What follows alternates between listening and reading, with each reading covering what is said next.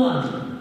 This is the very first engagement that I am having as keynote speaker with any of the tourism association and stakeholders groups in the Philippines.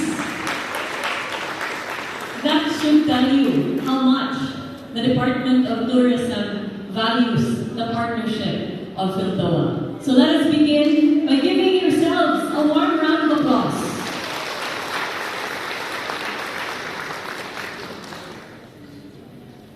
She's been named the Superwoman of PHILTOA, and rightly so. I've had the honor of meeting her and speaking to her in one of my listening tours, hearing for myself the challenges faced by our tourism sector. Let us give a warm round of applause to your president of PHILTOA, Ms. Yu.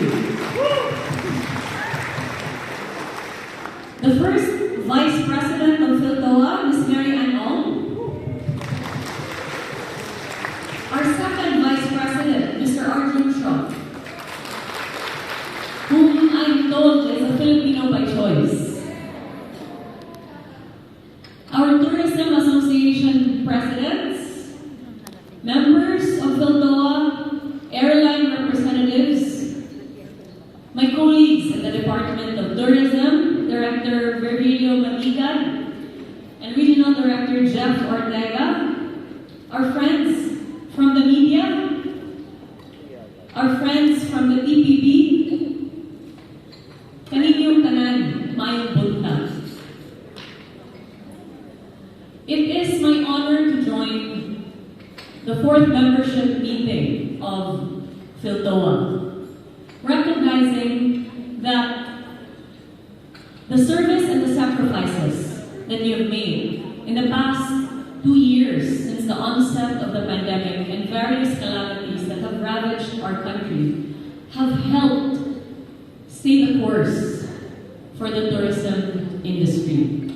I understand that the last 2 years have been difficult for everyone. And so, I thank you for continuing to forge forward notwithstanding these challenges. Truly, it is because of your determination for our tourism industry to survive, to thrive, and to recover that the prospects for the recovery of the tourism industry are really quite optimistic. Thank you to all of you. Daghan kayong salamat. This is a promising time for the industry in our country.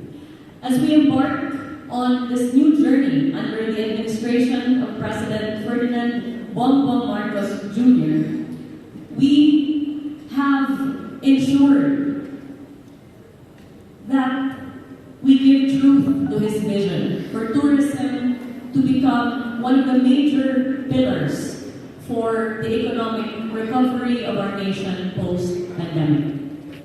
The moment that I took the helm as Secretary of the DOT, I immediately engaged in listening tours across the country, meeting with our various regional and national stakeholders to hear and to listen for myself. What are the challenges that are faced by our tourism stakeholders so that, being apprised of these challenges, we would be able to come up with short, medium, and long-term solutions. Tourism has long had enormous potential to fuel the engine of our economic success. Over the last 2 years, we have witnessed the industry ravaged. However, there is hope in the industry because, judging by the declarations of our president, he has identified tourism to be one of the top priorities of his administration. And that would mean massive government support for all of our tourism stakeholders to ensure that no one is left behind as we tread this road to recovery. We have identified our focus points for the recovery of the industry, focusing on connectivity, convenience, and equality. Connectivity aims to ensure that our tourist destinations are accessible through improved transportation networks, affordable travel costs, improved infrastructure, and gateway access. This means the provision of quality roads, bridges, water systems, and various methods of transportation through land, sea, and air. Since I took the helm of the DOT, I have reached out to our various local government units as well as our national government agencies for purposes of coordination, precisely to introduce institutional changes to the industry. This includes the meeting that I recently had with the Secretary of the Department of Transportation, wherein we identified the first 3 gateways that we would be introducing a distinct Filipino brand to our airports and seaports. It's important for us to focus on our core strengths. And our core strength is our identity as the Filipino people. If you put our country side by side with our main competitors in the ASEAN region, our offerings are almost the same, if not better. In that we have beaches, natural resources, beautiful people, beautiful products, various destinations. However, our neighbors have largely been able to capitalize on their identity and strength as a nation, anchored strongly on their culture. And this is something that we hope to be able to strengthen and develop across our regions, to anchor all of our efforts on the Filipino brand. And you can rest assured that more than just displaying these efforts through ads and promotions, we will endeavor to have tacit manifestations of this brand by way of aesthetic improvements to our airports and seaports. And we hope also to be able to improve the overall tourist experience by studying the gaps that are still present as far as seamlessness of connectivity and introducing immediate changes to ensure that efficiencies are built up as far as getting our tourists from one destination to the next. We will also provide a convenient and better tourism experience for both foreign and domestic travelers through standardized travel protocols. We have reached out to the Department of Interior and Local Government, the Bureau of Immigration, and the Bureau of Quarantine to ensure that our entry protocols are reasonable, are consistent throughout the country, and would encourage, not dissuade, tourists from coming to the Philippines and going from place to place across our country. Furthermore, I have personally directed to ensure that tourist destinations are safe and well equipped to receive guests through the establishment of tourist service centers, which we will be breaking ground on across Luzon, Visayas, and Mindanao this year. We have also already taken a look at the medical facilities across our tourist destinations for purposes of making sure that should, God forbid, any tourist encounter any emergency situations or accidents, that we would be able to provide quality first aid care and subsequent quality tertiary care. We will see to it that the quality of our tourist destinations and product offerings meet international standards through the revisiting of our accreditation and product audits and criteria. Currently, our Office of Standards Regulation is reviewing our accreditation requirements to address the gaps, incorporate emerging tourism standards to cater to the needs of modern travelers, and most importantly, to introduce incentives to our tourism stakeholders who get themselves accredited comply with certain standards that support the Filipino brand. The DOT is also working on developing new regional tourism circuits that will highlight nature-based tourism, MICE tourism, food and gastronomy, our heritage and culture, health and wellness, the arts, and more. All these tourism dimensions will get equal promotion, attention, and support as we expand ourselves from the traditional portfolio and go into multidimensional tourism. Significantly, these plans are bound to make certain that no tourist destination gets left behind in the process of development. Coming from the local government unit, I have seen the gaps between national and local, in that the crafting of national policy is sometimes not tempered with practical application.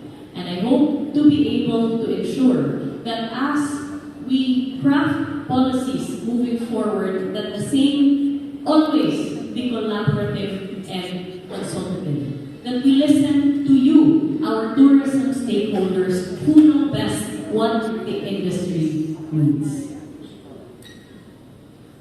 You can clap if you're happy about that.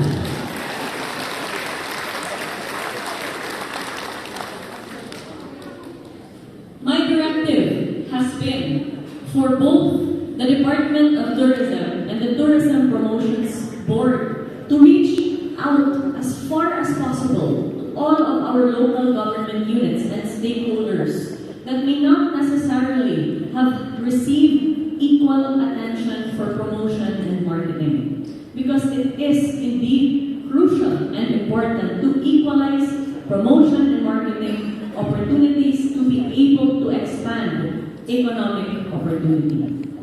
On top of the President's vision for the tourism industry, the most crucial, of course, is shared tourism governance by the public and private sector to ensure sustainable tourism. Because this is the benchmark that we have seen and practiced in Cebu. One of the main economic drivers of the province of Cebu is tourism. And so at the onset of the pandemic and Typhoon Odette, we were devastated. And yet, because of a very strong public and private stakeholder relationship between the DOT, the provincial government, all of our mayors and tourism stakeholders, we were able to see each other through the various challenges that we faced, capitalizing largely as well on domestic tourism. And it is this practice of shared tourism governance that we foresee would give the industry the strength and resilience that it needs to weather any storm. To protect our tourist destinations, sustainable tourism practices will be integrated into wider economic, social, and environmental policy considerations within an overall sustainable development framework. We must therefore look to the basic elements of sustainable development as guideposts in the revival and continued recovery of the tourism industry. Namely, ecological sustainability, economic sustainability, and equity. During my years as mayor of Iloan, Cebu, I've come to understand that a leader is only as good as the people surrounding him or her or helping him or her accomplish the vision and rallying them to work purposefully towards a common goal. And in this case, coming into the opportunity to serve on a national level, I reach my hand of collaboration to you all with the intention that together we will be able to recover all that has been lost, not only towards the goal of reclaiming our place as number 6 in the ASEAN nation and number 75 in the community of nations as far as tourism is concerned, but rather to exceed this position so that our country and our people may take their well-deserved place as the primary player in the tourism industry.